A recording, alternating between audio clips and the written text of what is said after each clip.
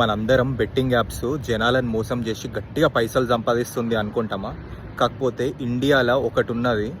అది ఈండ్ల నుంచి జనాలని అమాయకుల్ని చేసి పైసలు సంపాదించుకుంటున్నారు. అయితే రీసెంట్గా ఒక కంపెనీ వచ్చింది.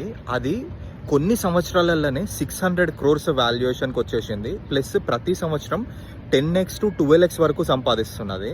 అయితే ఇది జనాల అమాయకత్వం నుంచే సంపాదిస్తుంది అని నేను అనుకుంటున్నా. అయితే వాళ్ళ ప్రోడక్ట్స్ ఒక్కొక్కటి నార్మల్గా చూడడానికి 800 to 1200 2000 కనిపించినా కానీ ఇంకా లోపలికి పోతే వాళ్ళ కన్సల్టేషన్సే 50,000 to 2 lakhs వరకు కూడా ఉంటున్నాయి. అయితే ఇట్లా చేసి కంపెనీ చాలా సంపాదించింది.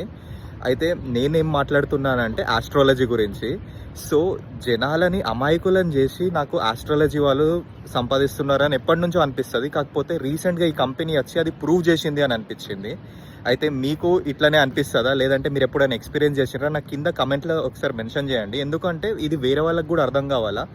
ఒకవేళ మీకు ఆస్ట్రాలజీ కావాలి అనుకుంటే మీ చేతి ఫోటోని తీసుకొని చాట్‌జీపీటీ అప్లోడ్ చేసి మీరు ఏం కావాలనుకున్నా అడిగినా కానీ మీకు చాట్‌జీపీటీ చెప్తుంది.